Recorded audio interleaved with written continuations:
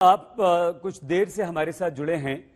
गंभीर बात डॉक्टर गुलेरिया ने यहां पर कह दी है, उस पर भी हम चर्चा करेंगे। लेकिन इस वक्त जो स्थिति है, उन मरीजों से कैसे निपटा जाए, उन मरीजों को कैसे ठीक किया जाए, दवाई ऑक्सीजन की कमी न हो, इसके लिए कल जो प्लान आया है, आपको लगता है कि वो तुरंत उसे आप एग्जीक्यूट कर पाएंगे? निश्चित रूप से मैं आपको बताना चाहूंगा, बिहार जैसा राज्य है जहाँ की आबादी बहुत ज्यादा है बाकी राज्य की तुलना में, यहाँ पर और हॉस्पिटल की व्यवस्था बहुत अच्छा नहीं है। एम्स पटना की अगर बात छोड़ दें तो, और हम लोगों ने इसके लिए कम्युनिटी आउटरीच को काफी स्ट्रेंथन किया है।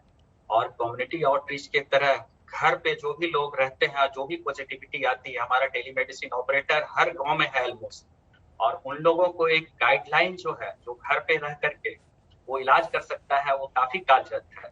और हम लोग, यही एक तरीका है आज के दौर में, बिहार जैसे राज्य में जहाँ की आबादी ज्यादा और हेल्थ सेक्टर बिल्कुल भी बहुत वेल डेवलप नहीं है बाकी राज्य या बाकी देश के जैसा, तो यहाँ पे हमें कम्युनिटी आउटरीच और टेली मेडिसिन जैसे कंसेप्ट को आगे बढ़ाना होगा, और तभी हम कोरोना से सफल हो पाएंगे और इससे जीत पाएंगे।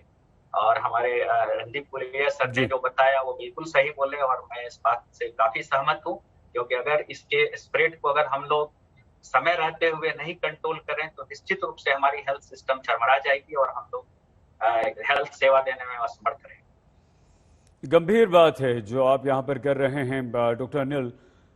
डॉक्टर अरविंद, अब जो मरीज हैं इस वक्त, उनके मन में ये डर बैठ गया है कि हमें ऑक्सीजन चाहिए ही चाहिए।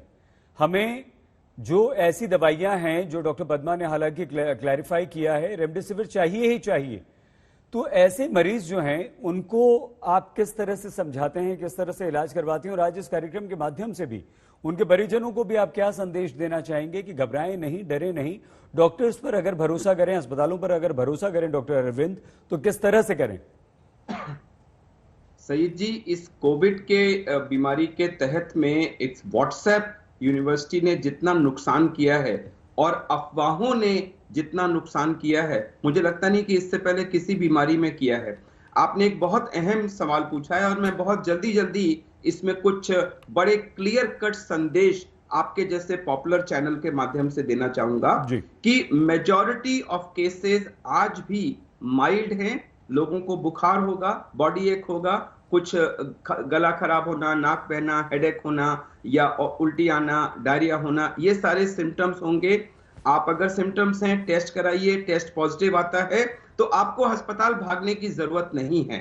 आपको सबसे अहम चीज यह है कि अपनी एक पल्स ऑक्सीमीटर होता है, उसको लेके अपनी ऑक्सीजन चेक करते रहे। और वो सारे रोगी जिनकी ऑक्सीजन 93, 94 से ऊपर है, उनको पहली बात ना रेमडेसिविर की जरूरत है, ना उनको स्टेरॉइड्स की जरूरत है, ना उनको ऑक्सीजन की जरूरत है, ना उनको अस्पताल जाने की जरूरत है। आपको सिर्फ और सिर्फ घर पे रह के कुछ अपनी दवाइयां लेने की जरूरत है। अगर आपका ऑक्सीजन फॉल करना शुरू करता है तो पहला स्टेप जो होना चाहिए कि आप पेट के बल लेट जाइए और ऐसे करके गहरा सांस लेकर के उसको ज्यादा से ज्यादा देर तक रोकने की कोशिश करें। बहुत सारे मरीज ऐसे हैं जो इतने ये पेट के बल लेटना और गहरा सांस लेके खींचना, सिर्फ इतना मात्र से उनकी 3-4% ऑक्सीजन बढ़ जाती है और उनको भी ऑक्सीजन लेने की या अस्पताल जाने की जरूरत नहीं है।